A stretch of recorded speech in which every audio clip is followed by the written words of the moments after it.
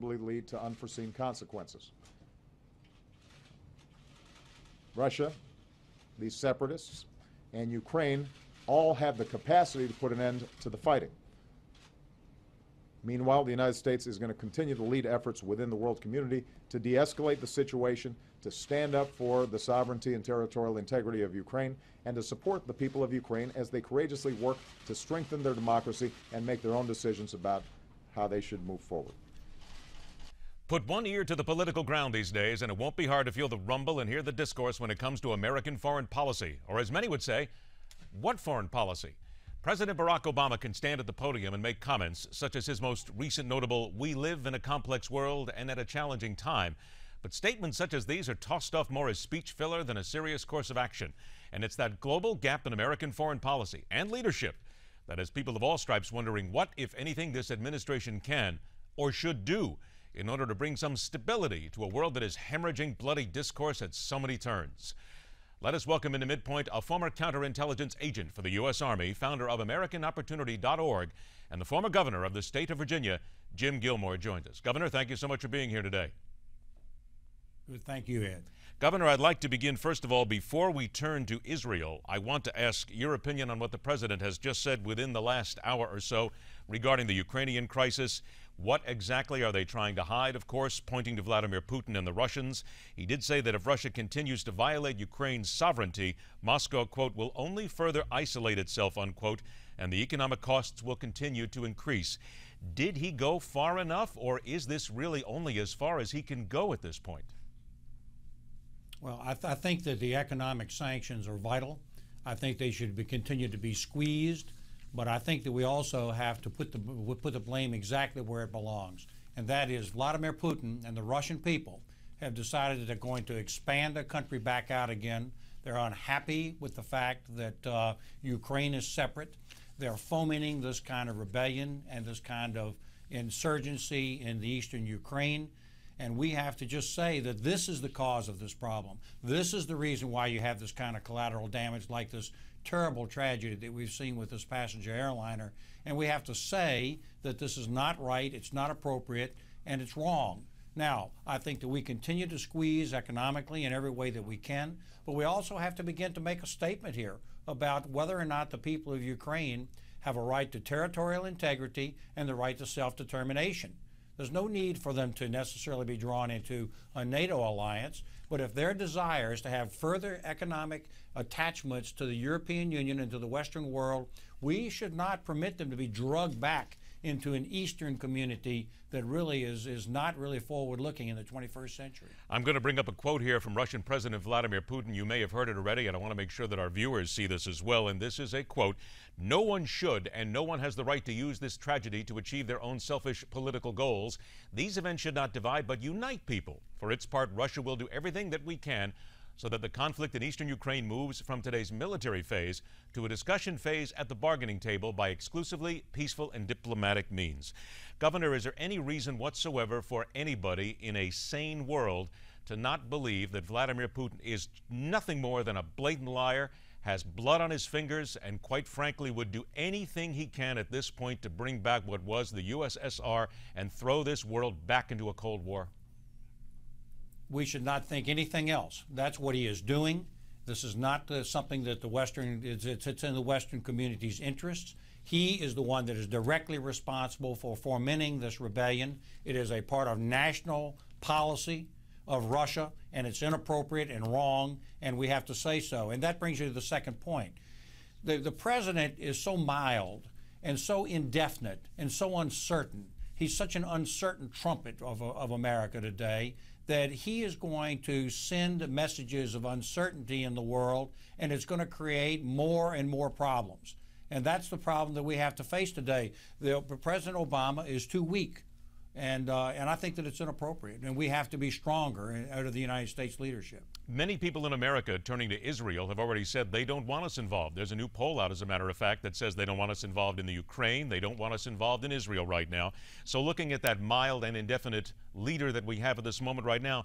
What, in essence, can the president actually do? And again, we're turning to Israel now with regard to what's happening there, other than simply issuing statements and supporting Israel as much as he possibly can, at least verbally, and with Patriot missiles. This problem is, once again, an uncertain voice that's come out of the United States that encourages people that want to eliminate the nation, the country of Israel, to do this kind of conduct. I think that we have to reassert our strength and our support for the nation of Israel. And then at that point, you're going to begin to send messages into people in the Arab community that it is not acceptable to have this kind of conduct. Otherwise, what choice does Israel have? We would never tolerate missiles being fired from an adjacent country in terrorizing our people and causing them to have to live in cellars. They have to do what's necessary. But in the long run, what is essential is American leadership to once again reaffirm our commitment to the existence of the Israeli state, make it clear to the Arab community surrounding them that the destruction of the state of Israel is not acceptable to the United States, and that we will take whatever steps that are necessary to preserve the nation of Israel.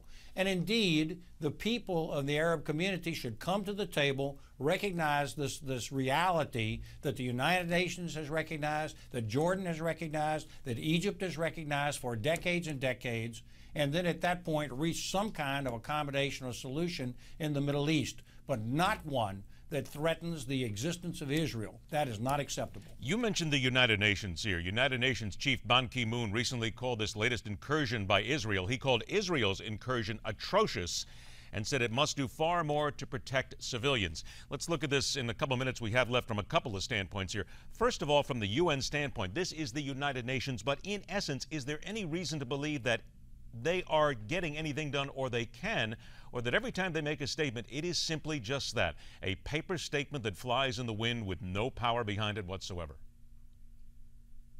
Well, I think that's exactly right. The problem is, once again, that is sending some sort of even-handed accommodationist type of message out of the United Nations that's actually contrary to their original commitment to the state of Israel. Now, this is just not acceptable. It's not appropriate. And let's recognize this. If there were no missiles being fired by Hamas into Israel, would these incursions being occurred? Would this be happening? Of course not. So I think that the point is this: we have to remember to place reasonable responsibility onto Hamas. If they're firing missiles, they know good and well that the Israelis are going to have to respond, and when they do, then there's going to have to be an appropriate response. So Hamas bears a responsibility on this.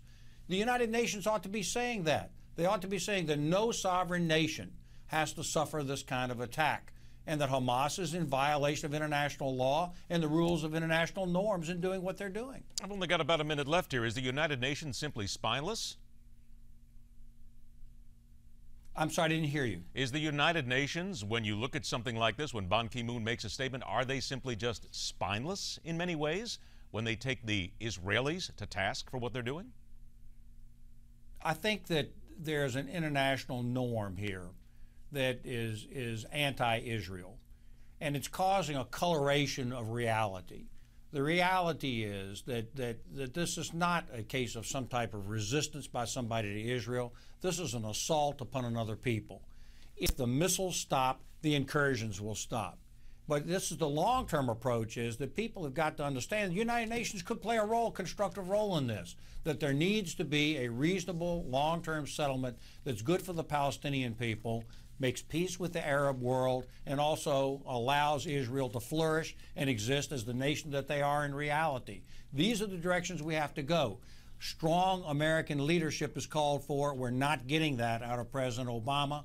We're getting uncertain voices, and that is creating uncertainty and instability and this type of fighting that's going on. Governor Gilmore, pleasure to have you on the show. Please come back and let's do it again. Great. Thank you very much. Thank you for your time. Next up, we want you to follow the smoking gun, or in this case, the tire tracks left behind by the missile launcher. Is there any sane individual willing to fall for anything Vladimir Putin says? We dove into it a little bit here at the top. and right after what the president said today. We'll do it some more right here on MidPoint, where we question everything.